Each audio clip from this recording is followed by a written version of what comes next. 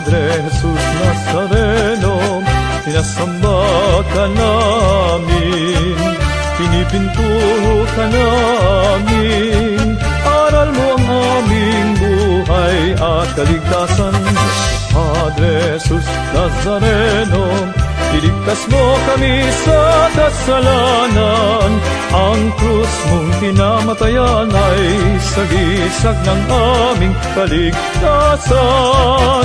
Nuestro Padre Jesus Nazareno, nilulwalhati ka na.